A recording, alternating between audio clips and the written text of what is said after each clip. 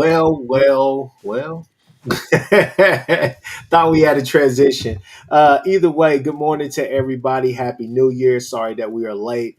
Looks like Chris Mason was drunk off the eggnog last night. Had few too many glasses, but we are here. Looks like we're back.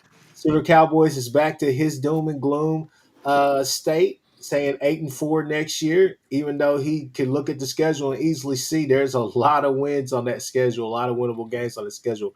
Regardless, we are not there yet, people. We are here to talk about recruiting info. And we're talking about portal exits right now and then projected targets.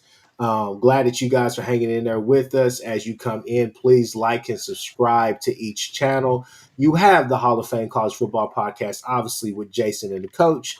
But with us two here, Chris and Chris, you have Chris Griffin with the Sooners. You have Chris Griffin with the Horns Down podcast, and you have Chris Mason with the Sooners 360 podcast, where you can get all your information for recruiting. No fluff, all the good stuff. You already know the rest. So definitely go out there, check out the Patreon, all the rest of that. We're active on Twitter as well. So definitely follow us and interact with us, guys. We're here to talk to you guys, and we're not hiding the 8 ball or anything like that. Chris Mason, Happy New Year to you. You doing all right? I'm doing fine. All right. With no further ado, let's go ahead and jump into it. So we have finally seen pretty much what you can call kind of like a mass exodus, I guess you can say. It was cut day. It was cut day. Yeah, it was cut day. Overall thoughts, Chris Mason. You didn't really lose a lot of production out of there. Now, there's a couple of names that we'll talk about, and we're going to kind of go room by room. I guess first, Chris Mason, I'd like to start with the offensive line room. There's a name in there that I definitely was surprised about. Obviously, you lose both Jakes, which we talked about on and off screen, which that probably needed to happen. You lose Troy Everett, Backlinko from Stanford. That was a little bit odd because I thought that he would be in that 2-man next year. He'd kind of be one of your swing tackles if you couldn't land something in the portal. But Logan Howland jumped into the portal. Obviously, I think that he wants to start. But Chris Mason, what are your thoughts about all of that? Well, yeah, obviously, we expected the Jakes to get in the portal. Troy Everett being in the portal once he got his waiver, no big surprise there. Backlinko had to burn his junior year last year because of OU's injuries. I think OU ideally would have liked to have redshirted him and brought him back for 2 years, brought him back for 2026, 2027. That didn't happen, so he's only got a year left. So again, he's looking for somewhere to start as well, and I think that's the same. It's the same story with Logan Howland. He sees this. If we have any doubts about where the team, the players, and everyone thinks Ryan Foge's playing next fall, Chris, it's obviously right tackle. Yeah. So Howland probably accurately views Ryan Foge as the starter at right tackle, which puts him as the backup swing tackle in both positions. And I'm guessing some representation or some school is telling him, if you get in the portal, you'll be a starter at tackle for us. He has a lot of upside. He is injured. He has been banged up. So I think he's viewing this is part of the issue, and 3 of your returning starters are freshmen, right? The upperclassmen behind them don't view it as something that they can compete with, and they look to hit the portal. It's the downside of how OU got younger and more talented on the O-line this year, is that you're upperclassmen competing with them. This is the byproduct of true. And shout out to my guy Jay and Coop on Fair Sports. Here's a little nod to you guys. You have true competitive depth. So we'll take a drink every time we say that word. But still, you have competitive depth. You have real competitive depth. You've talked about it a lot, and it seems to have come to fruition. And years ago on this podcast, and I think Chris Mason's probably heard me say it. I know Unc has heard me say it, but it's it's odd. Now, NIL has magnified it a lot, Chris Mason. It has put it under a huge microscope, right? But Yeah, I mean it's everywhere. I mean it's everywhere no, in no, no. college football. What I was going to say, just to finish that point, is just a simple fact that this is what Bama and Georgia and teams like that go through every year. I mean, this is not, it's not rocket science. This is not you're upset or this and that. This is your cutting dead weight, like Chris Mason was saying. But Chris Mason, I would turn and say, I think right now my attention would be what happens with, I guess, your guy Akin Kumi, because obviously I think the younger guys would stay. I think the younger guys are going to be fine, and I'm looking for Afalava to be in the mix for that right guard spot. But what happens to Heath Ozida? Where are we at on that? Have you heard anything about him? Well, I can only go by the forwarded social media messages that are out there that show him, um, show that seem to indicate he's coming back. His mom, who I think is in the Oklahoma City area now, lives in the Oklahoma City area. Not sure I had that. Not sure I knew that. Um, Indicates that he was working out. He's healthy for the first time. This is the first healthy off season he's had since he's been at OU, and he's I think he enrolled late as part of that. He wasn't here, so this is his third. This is his best off season health wise and all that. And I think he's staying in Norman, ready to compete for the right guard position. So I think right now, for maybe the first time under Brent, at least for the last couple of years, we go into spring with a starting five. An official Boomer 580, the Shady 580. Hopefully from the real one, not the fake one. But we all love EPL, but should both guard spots be an open competition next year? I think offensive line wise, you're going to have competition at most spots. I think the only guys, the portal's not so. We're going to have some competition. Somebody brought in that can push Foji and Fasusi. Mhm. They won't take. I don't think they're going to be 5-star, kind of recruits like those guys. But we'll have some competition across the entire offensive line. I think Afalava, if he's healthy, can have a good winter conditioning. He's a little heavy right now. I think just based upon the listed weight on Sooner Sports. I think he probably could trim up a little bit. But he's a big guy. He's always been a big guy. But he's been on the shelf for a little bit with that knee, so I think he could be a force. And if Daniel UK stays, he needs to stay with the feedback that he's going to be in the two deep playing at one of the guard spots or at right tackle. Yeah. So I think that's his case.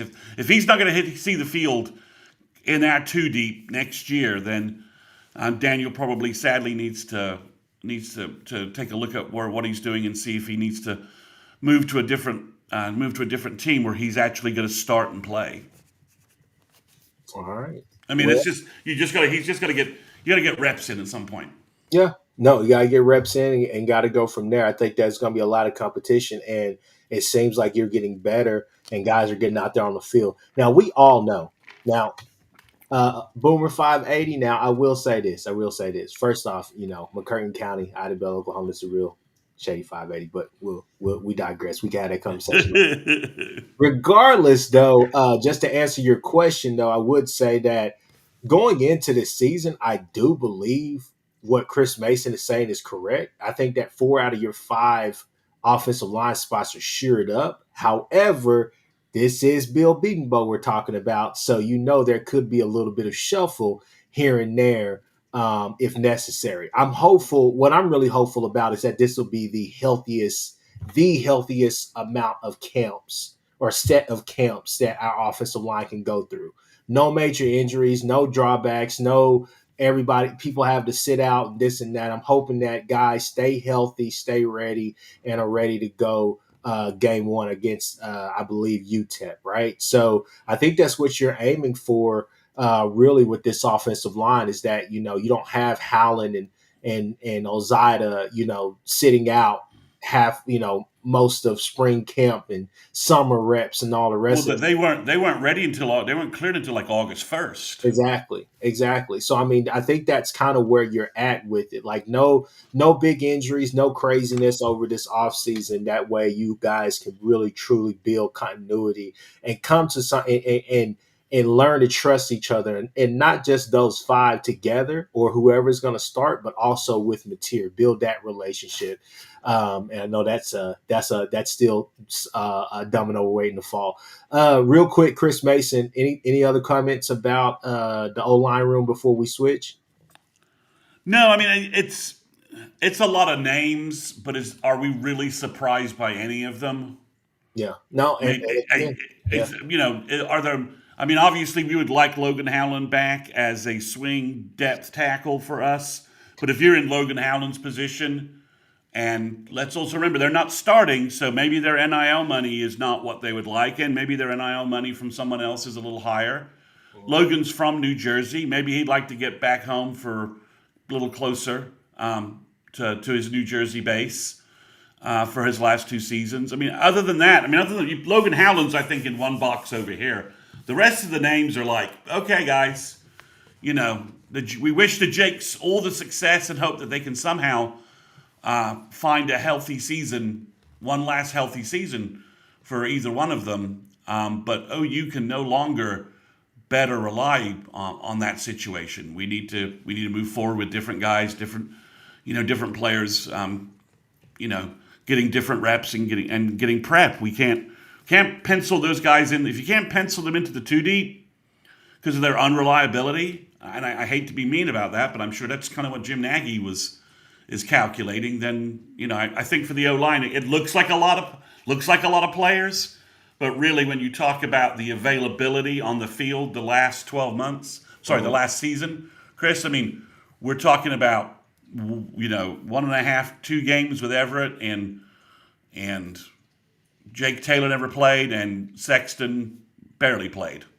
yeah. And Troy Everett unfortunately got hurt and we had to switch to Mackle, I think, game 3, I think, or something like that. So Which kind of was a blessing in disguise. It was kind of a pleasant surprise as well. It was all of that wrapped up in one, and then I think now you're looking for his development to continue for him to translate a lot of that to the run game as well. But I would also say that you could be in the hunt just to see kind of what could we do at center, unless you feel like EPL or Allenback would be ready for something like that next year, right? So, well, I think I floated the idea, with some other folks that I think Heath Ozetta should be oh yeah, yeah, cross trained this spring with an eye towards being our starting center in 27 because I think that flexibility and that position NFL wise could work out really well for Heath. So well, and for the Sooners, but we'll see what happens. I mean, they may pick up a guy from the portal who has some experience playing well, center. we'll get to that here in a little while. We'll get to that here in a little while. So,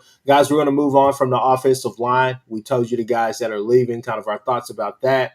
Before we do that, again, like and subscribe to each channel, and also give a shout out to our sponsor for this podcast, Kaizen Performance Fitness here in Norman, Oklahoma. Go check out what G Fit and Romero have going on there. So definitely a gym that I love. A lot of people go there. A lot of ADs or former ADs, right, at OU. I've seen a lot of people go there. A lot of different people go there. A lot of professional athletes go there. So definitely go check them out.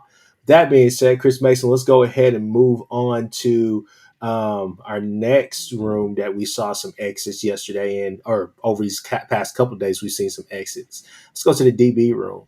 Obviously, you lose Day Jordan.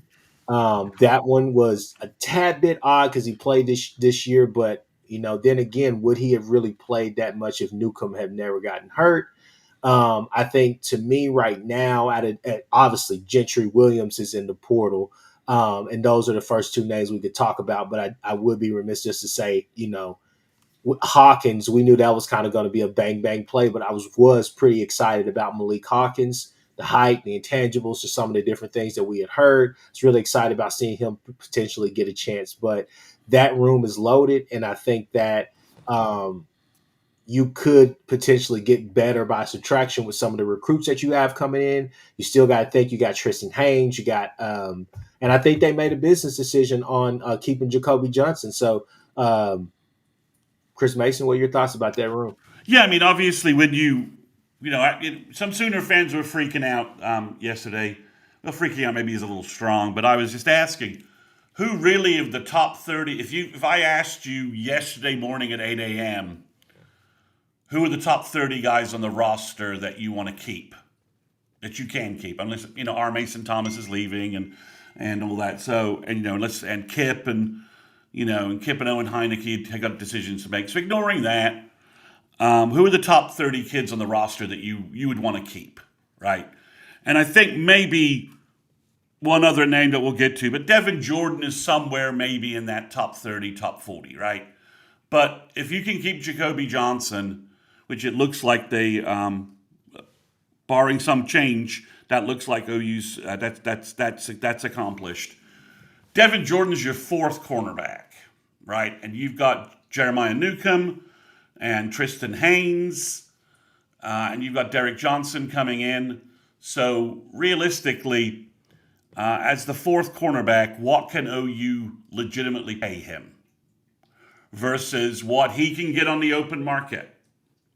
Now, I think Devin Jordan fits that category of talented, played well for OU, good measurables. There's probably at least two programs I'm betting that could have looked at OU's roster and figured out that if they offered Devin Jordan more than what OU was offering, that there's a good chance that they could get him. Right? And it's two programs that recruit Tulsa heavily and are involved there, right? So we know OSU needs players, and getting a transfer from OU is always sort of has some cachet for them. We know they try to do that in recruiting. And we know Arkansas is missing players a lot as well, and taking a Tulsa Union player makes sense for them as well. So I'm not saying either team poached him. I'm not saying that's illegal. I'm just saying that we're in a world of college football where Devin Jordan probably got a number of offers from other schools that OU is both unable to, and let's just say unwilling to match strategically. So, what are the returns? I saw somebody in here. I forgot. Then who's that? Who said that? But I'll ask the question. I saw it. What are the returns on Tristan Haynes? What should have Sooner fans excited about Tristan Haynes that he could potentially step in that role? Now, this is pre, you know, camp that the Derek Johnson kid that you're talking about comes in, but also the fact that they could look elsewhere in the portal too. They could. Yeah, but Tristan Haynes, is he a guy who could potentially step into that role? I know they were really excited about him, and you did hear some things about him and Guillory during camp, but Guillory just put himself on a different level, right? So yeah, I mean, I think Tristan Haynes is arguably probably the most talented of the three guys. Well, it's him and Guillory right now. Of those three guys, with Hawkins obviously leaving, I mean, Haynes is the most talented, physically talented of that group. Chris, he's 6'2", 175, or at least that's what he enrolled at. Probably needed to put a little weight on, and he needed to adjust to cornerback because he basically played everything at Carl Albert. But if you're talking about upside and talent, Haynes has it all. He has the long speed that you look for in a big cornerback. As you know, when you're putting a cornerback together, ideally you want length, wingspan, hips, and long speed and short speed. Yeah, Haynes checks every one of those boxes. Yeah. So with the development program OU has at cornerback and the improvement we've been seeing in young cornerbacks, I think there's a definite chance Haynes could fit into your, again, fifth cornerback slot. And if you view him as being the elite guy, I mean, let's not get it silly. If there was a way Malik would have stayed without his brother, OU would have been perfectly happy for that. Mm-hmm. And I think Malik would have helped a great deal. But he's close to his brother. He wants to follow his brother's journey. I got no issues with that. I don't think anybody at OU has. And like you said, you could easily pick up some cornerback depth or a cornerback safety, someone they think could maybe help them at both positions a little bit. In the portal, there's lots of guys in the portal that Nagy and OU have doubtlessly been kind of tracking and evaluating. So OU's got the numbers where they could pick up a cornerback, and I wouldn't shock. Before I thought OU was going to stand pat, but now they've lost Devin Jordan and Malik Hawkins. If you guys, I'm not sure I said it here, but I know I said it in that green room, Chris. I expected Gentry Williams to leave, right? We all kind of expected that. That's not anything that wasn't calculated in the numbers or the return numbers. So now you've lost Devin Jordan and Malik Hawkins. Yeah, I think maybe if you want to add a cornerback, that makes a lot of sense. And Unk's right. Derek Johnson's kind of one of those underranked kids, underappreciated kids in the recruiting class. So, I think there's a chance that are they going to bet on their young talent again? They could do that. And like I said, we're talking Jeremiah Newcomb, if he's healthy, can play cornerback. You got two big corners in Guillory and Jacoby Johnson. And then you've got Eli Bowen and now Jeremiah Newcomb. So, but it's really, we're talking about fifth cornerback position, sixth cornerback position. Do you go with your freshmen and your development guys? Because you're looking at signing a big cornerback class in 2027. So you might want to get Haynes and Johnson going so that you've got some separation between the classes. Mm-hmm. All right. As we go to the other room that has some exits, Chris Mason, raise your shoulder up, raise your patch up so everybody can see what you got right there. Hey, we got merch.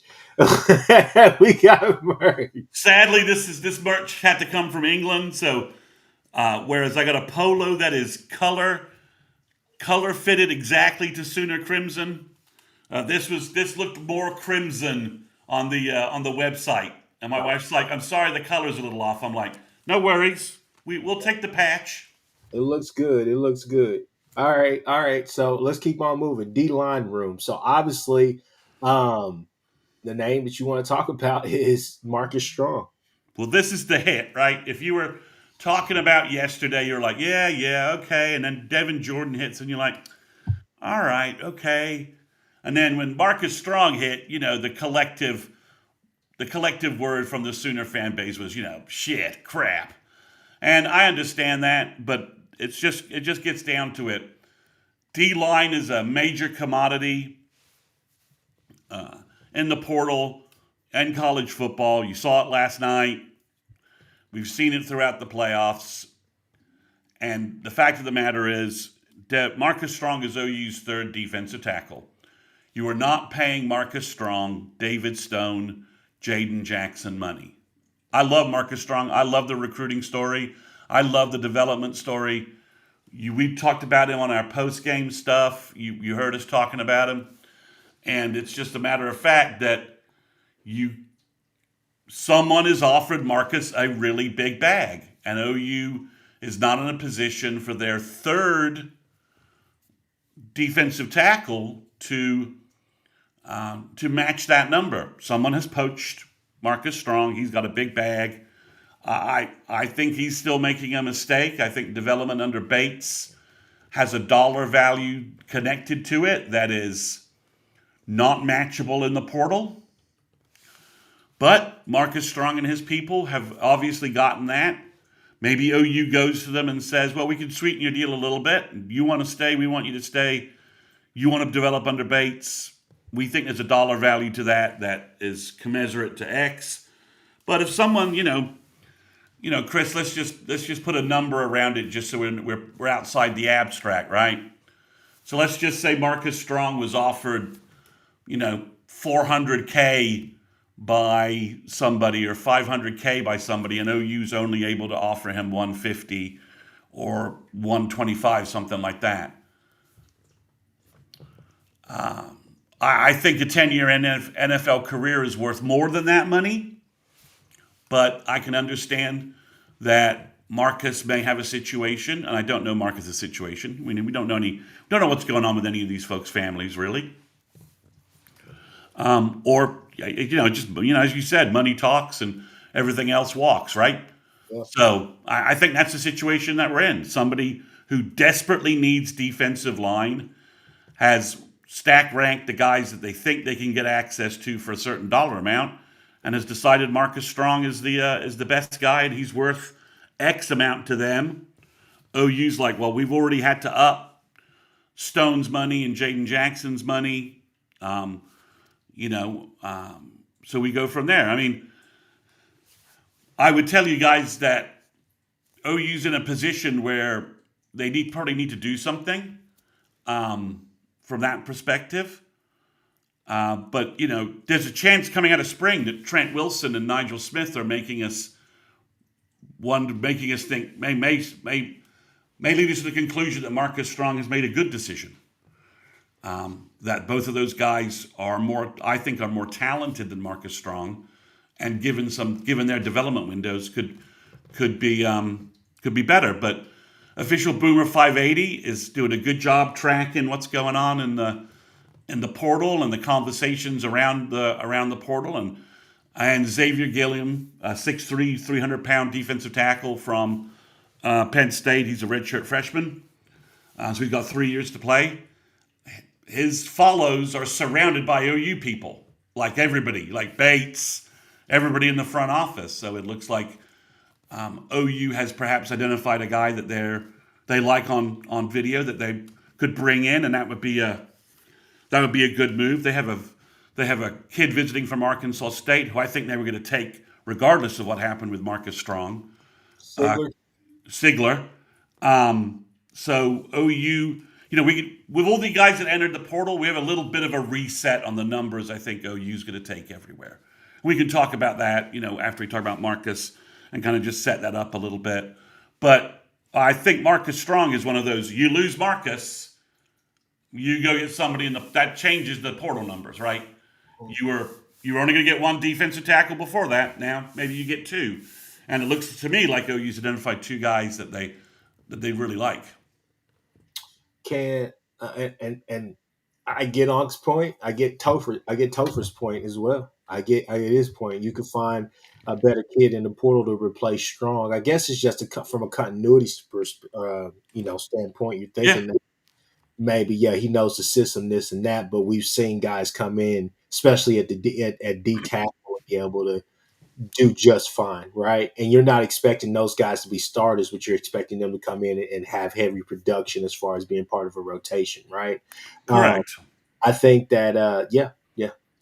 I mean, if Wilson and Smith have big springs, and the two guys you bring in who will also have spring football, you keep your weight, you keep your load on, you keep Stoney and Jaden Jackson, fresh with the system, but you don't need to work them too hard, and you bring in some other guys. I mean, the Gilliam guy, it's hard to say when you watch some of his film that he may have a higher ceiling than Strong. And then you add that to the mix, and we undersigned some guys, and he's another guy with 3 years that could be around for a while, that can help you absorb the hit that we'll have next for 2027, because we're obviously going to lose Stone and Jaden Jackson to the NFL. At least that's the projection right now. Yeah.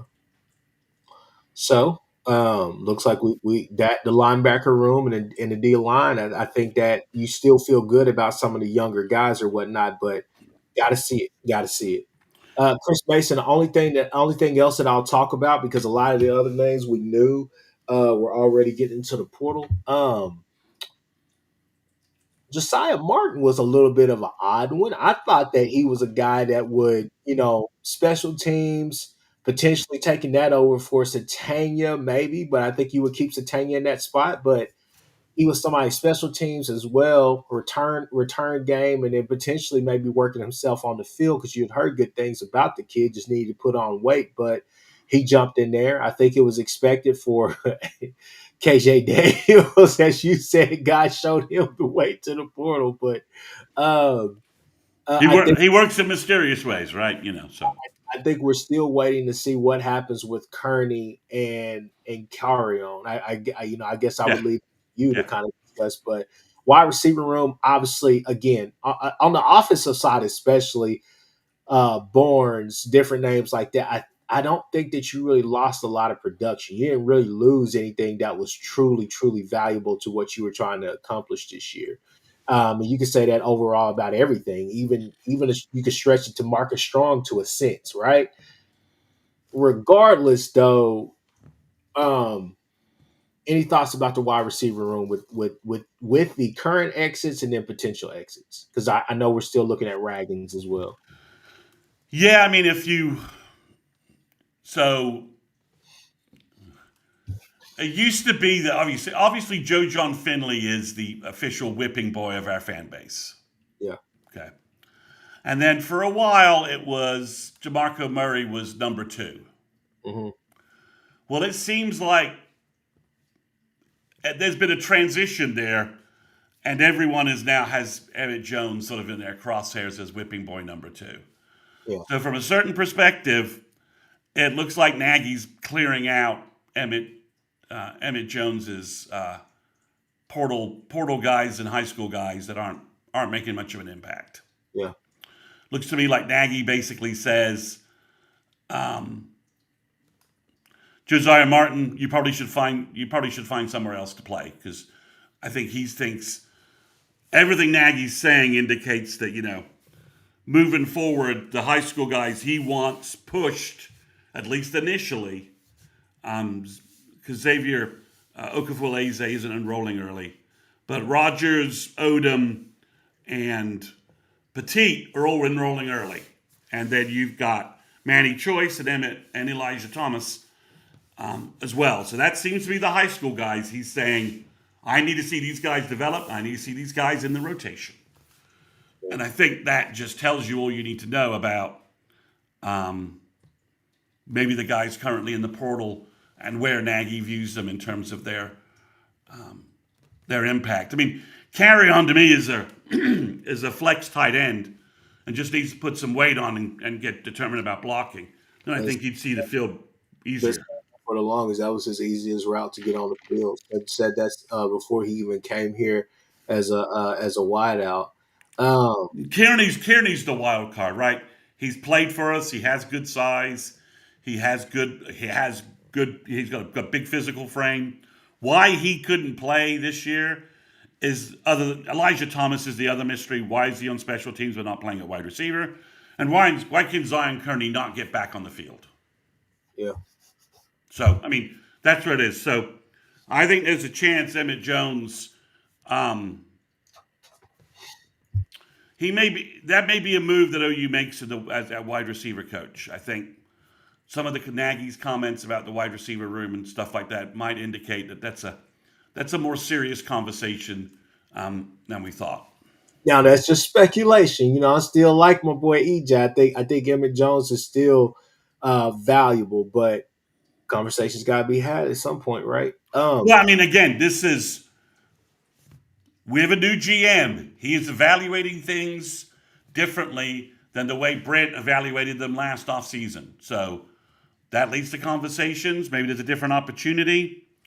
I don't know. So maybe nothing happens at all. But if I'm objectively looking at Emmett Jones' wide receiver room and his high school development, and I think we would be remiss if we didn't think Jim Nagy's doing that, then Emmett Jones has had two not so great years from his high school talent. All right. Well, we'll leave that there. Say the best for last. We still got a little bit more pod to go, but I say the best conversation as far as portal exit. This is going to lead into kind of our retention slash projections as projected targets or whatnot. But Michael Hawkins officially entered into the portal. I think most of Sooner Nation, regardless of where you stand on which side you stand on, as far as he should have played, he shouldn't have played, he wasn't good enough, he was good enough. Whichever side, I think everybody saw this happen. I think that the kind of the what is it, the last straw or whatever broke the bow. I'm trying to get a good expression out, Chris Mason. I think probably all signs probably point towards Mateer returning. huh? That Mateer's returning. That too. That's probably I would say probably 60% of it. I say the other 40% we got that early when his dad was tweeting out certain things after the game privileges and all the rest of the stuff, which rightfully so. He can air out his grievances, his gripes, and stuff like that, and respect him and all the rest of that stuff, and hope that the kid goes and balls out. But I think this has been the writing has been on the wall for quite some time now. So obviously, Jason is not here. Jason, if you're listening, we get it. We get it. We know how you feel about material. We know how you feel about this kid. It is what it is. This is the world we live in now. Banger bust. You got to make your move. Got to do what you got to do. If they are gun ho, this happens to a lot of kids at all different levels. Coaches have their favorites. Coaches are going to play who they think is the best. Coaches going to play who they think is going to run a system. Kind of is what it is. Both have had some moments. Kind of is what it is, but all signs kind of point towards Mateer coming back, obviously, and he wants a chance. And we've heard it from Jason, we've heard it from you, Chris Mason, on and off screen, that there have been teams that have been trying to poach this kid for the last couple of years. So to me, I think I idealistically go to TCU because it looks like Hoover is gone. Go to TCU, go to SMU. I think both of those places fit what you're trying to do. You're from, I mean, you basically grew up there, so let's, go home, go do what you got to do. I wish the kid all the success in the world. I think he has the intangibles, just hasn't put it together, right? So, I mean, Chris Mason, where are you at? And in the chat, where are you guys at? Well, this is a decision he had to make, right? Once it was clear Mateer was returning, and whatever indication OU gave Mike Hawkins about that, he had to move on. He needs to play. He needs to get reps. He needs to start. He needs to start starting. And OU and Brant Arbuckle can honestly say it's a true competition at the quarterback position. Everyone's going to get a real chance, but it's like incumbent senators, right? In Congress, incumbency at quarterback means just a lot, and to ignore that is ignoring reality. On every level of football, incumbency at quarterback means a massive amount. So I think Mike made the right decision, and he needs to go somewhere, and he needs to get on the field and play. We don't have enough.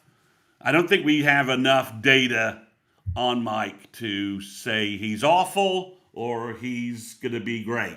I think it's somewhere in the middle. He's stuck somewhere in the middle. The 2024 data I would throw out completely because OU was such a big mess. And we didn't see enough of him in 2025 to really form too much of an opinion. So he needs to go somewhere where he's going to get a true opportunity to start and get on the field. I don't know where that is. There's a lot of quarterbacks in the portal who have more playing time and more experience than Mike.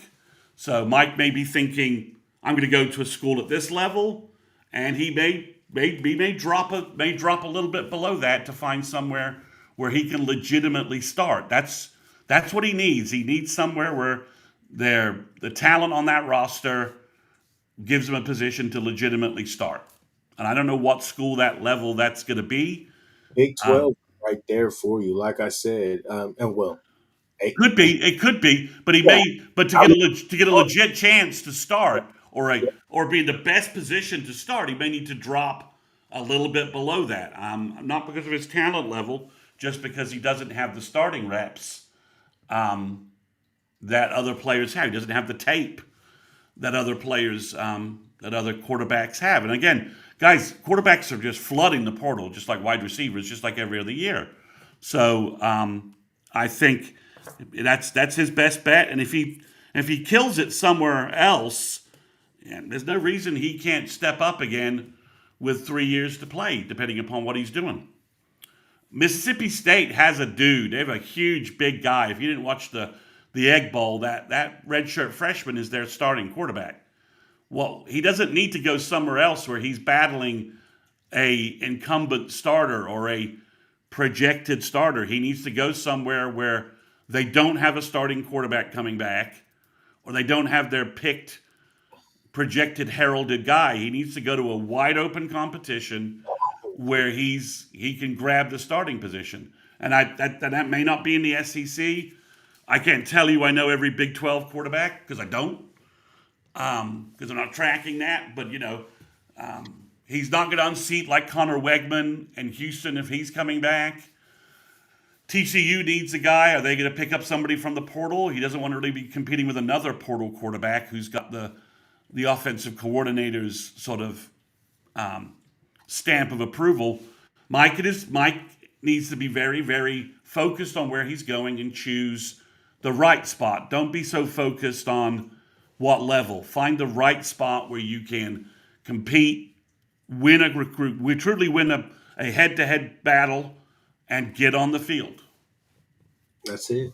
I mean, it's once he does that, and if he stars out at that, then then if he wants to move up a level, he can. If he wants to move back in the portal and be someone, guys can someone that SEC or Big Ten school or an ACC school really wants, then he can do that. Like for instance, he shouldn't jump into FSU, right? Because No. they're going to bring in somebody else. Who knows what's going on with their offense? That's just that's a messy position, right? So don't do a jump like that. Find somewhere that really wants him and projects him to be their starter. Because Like I said, Chris Mason, Big 12 is right there, dude. Like you look at a lot of the schools who are not returning guys. What's going on with Utah? What's going on with they got Flicken. uh, They got Flicken. If they lose what's his name to Michigan, which I think is a possibility, maybe. yeah, They've got Flicken, the Jamar Flicken. I guess I think he was from Muskogee. yeah. I get it, but I still say Utah. I would say Arizona. I know they got Fafita. I'm just looking at places that hey, Yeah, I mean, if he's being smart, for Arizona would make sense, right? Yeah. Be honest with you, I wouldn't really put it past Colin Klein, K State. I think that'd be a good place where Colin Klein, let now Chris Mason, hear me out on this. Now Okay. Marcel Reed has always been a firecracker at quarterback. He can start some shit real quick, but he had to refine some stuff, but it also was beneficial to him. And I think that's probably he's I think Colin Klein still called the games or whatnot. Regardless though, Colin Klein calls an offense that is based upon, hey, we're just going to take what's there. We're going to play the short game. We will take our shots here and there, but we're going to have some dynamic weapons around you just to get it done. You do the quarterback is doing the most minimal, is giving the most minimal effort in a Colin Klein offense. It is take what's there. If there's a shot, take the shot. But for the most part, just move the chains. I mean, and that would do really well for him. And the whole thing is that I don't necessarily know if everybody is still sold on the incumbent starter there right now. I'm forgetting his name, It's but Avery Johnson, right? Is that his name? It's Avery. there's places he can go and compete right away and potentially win the starting job. But not only that, but probably be in the same situation, not necessarily injury wise, but there's some places where there's a huge question mark at quarterback. So regardless, though, I hope the kid does well. We'll kind of lead the conversation there. I know we'll be talking about that again and again throughout this season, leading up to the team. What was it, 133 now? So, with that being said, let's go ahead and switch over to the projections right now. Obviously, things have changed, Chris Mason. I think that we definitely are going to be in the portal for some more offensive linemen now, more than we thought. You're probably looking at another backup tackle, another center, possibly guard. So I think that's a reality. You may be looking at corner. Obviously, you're looking at D line. We talked about two guys at the D line that you may be looking at. Wide receiver wise, obviously everybody wants the biggest fish in the pond, which is Cam Coleman. But Amari Miller and other wide receivers are still out there and they're entering left and right. So Wherever you want to start, Chris Mason, just go down the line and let us know basically what's going on. I think we can talk about Mateer last. Okay, so I think at quarterback, OU stands pat at 4 unless another guy leaves. Okay. Running back, they obviously like the kid from Colorado State who should be coming in this weekend, and I think they'll lock him up as an all-purpose back, depth piece back, returner kind of guy. I also could see them also, if they can find the right guy for the right money, adding another running back so that OU has 6 backs rather than 4 or 5, which kind of hurt them last year. If Satania returns, which is what we believe will happen, I think wide receiver, they get 1 elite guy, 2 at the most. Offensive tight end, they're going to get 3 guys. They just basically have cleared out the tight end room. Cade McIntyre is the only guy left. And I'd anticipate that he's probably going to hit the portal pretty soon. So look at 3 guys. He's still there?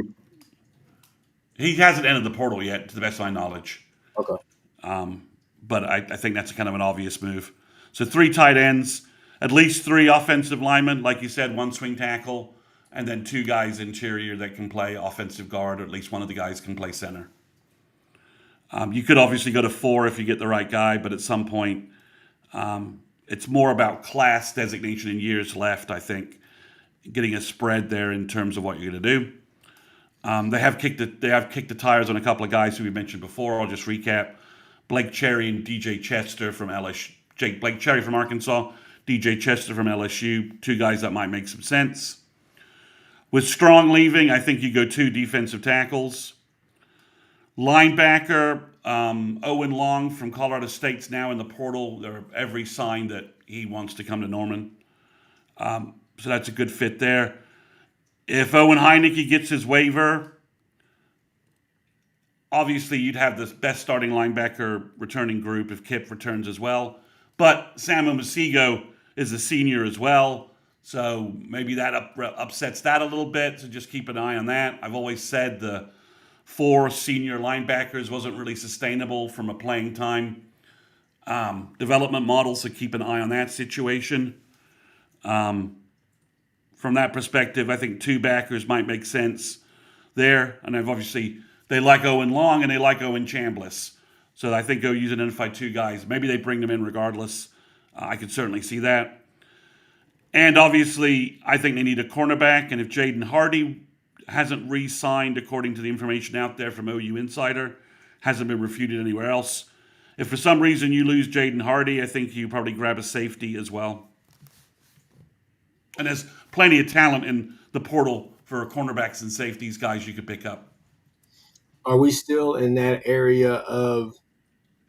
I know we could throw out names out there, projected names, but are we still in that area where it's not necessarily solid ground as far as like how quickly we move on guys or whatnot? Like the guys that are like, yeah, for sure. I know like we feel really good about the Colorado State kid you just talked about, potentially the Florida tackle, tight end. Yeah, there's and the Sigler kid, if you could pull the trigger on him this weekend, I think they'd take him. I mean, OU right now, if you have a couple more portal entries that I just mentioned, based upon the math I'm doing, and it's kind of a swag because the roster numbers are changing and who's on scholarship and who isn't on scholarship. So OU, I would project OU's going to add a bigger portal class somewhere in the 15 range if they decide to hit all of their depth needs. And OU has about 22 spots available. Do you? Well, I was going to say, people. I see the comments. We haven't jumped on here like everybody else, and we've talked about Cam Coleman, this and that, but we told you just straight up like that was. I think that was maybe a 3 to 5 minute conversation. Offers have been made. All the rest of that stuff, we already know the who, but I don't necessarily know if Nagy's going to go. Is going to walk all the way to the sun, burn himself, you know what I'm saying, and then come back empty-handed. I think that, again, my choice would be Amarian Miller, maybe the kid from Boston College. You can get those 2 in here. I think you can still go get it on. Really. And OU appears to be waiting on a couple other names to hit the portal. That's the general buzz. George Stoya has referenced that. So have Parker Thune and Brandon Drum, that there may be a name that OU's waiting to hit the portal. I'm trying to think of the best receivers in college football and think about what name they're actually waiting on. But we'll see. There's certainly a possibility. There's certainly a possibility that some other name comes out there that has some more connections to OU. I'm going to dive into some wide receiver lists and see if I can maybe come up with some ideas for us in the green room, Chris. But overall, OU wants to start developing high school wide receivers. Don't look for a big portal class from the wide receiver group. You've got Satania coming back. You want to get a number one or a co-starter out of the portal, and then you want to give guys like Gibson and Carter runway to go, and you want to start getting the five names I mentioned before. You want to start getting those guys into the mix at wide receiver. Physically, Petit could help. Jasir Rogers could help. I think Daniel Odom's a very polished wide receiver coming out of St. John Bosco. He can help. And you got to fast, and we need to start getting Manny Choice and Elijah Thomas on the field, seeing what they can do. So I think if you think you're like, why aren't we signing 3 or 4 portal wide receivers? I just told you why. You've got 3 guys that you have projected returners, and that's who you really want, and that's where you need it. That's where you need to go. So. All right. Last thing before we jump up off here, people, is there any word on if and when Kip and Mateer are going to announce that they could potentially be returning? Same with Satania. I think we're going to see those announcements probably over the weekend. I mean, we need to start. OU needs to start making those decisions quickly. And obviously, I think they know Mateer's coming back, and that was the last signal they gave. That Hawkins' folks got, like, yeah, Mateer's coming back. So I just think we're waiting for a public announcement on whenever that's scheduled to be made. All right. Look, people, if and when guys start committing and all the rest of that stuff, we will try to jump on here as quick as we possibly can to kind of give you a breakdown of what our initial thoughts about the kid. Try to watch as much film and all the rest of that stuff and give you realistic expectations. That being said, though, go check out Sooners 360 with Chris Mason. Go subscribe to the Patreon. It's only $2, but at the same time, he's dropping Wednesday pods every week. That's your central location to get all of this news, all of the fluff, no fluff, but all the good stuff. Shout out to our sponsor for this pod, Kaizen Performance. Go check them out in Norman if you're in town. Definitely worth all of it, right? But with that being said, people, I think that we're going to be out of here until something bigger happens. Enjoy your new year. Happy New Year's 2026. Don't listen to Bevo. He's an idiot. Also, he goes MIA whenever Texas is not doing good, so I can't really respect him. But I'm glad he's here. But also, definitely don't listen to Sooners Cowboys. That's our guy, but he's back to his doom and gloom ways. We thought we had you, my friend, but obviously we didn't. Regardless, people, we're out of here. We will talk to you on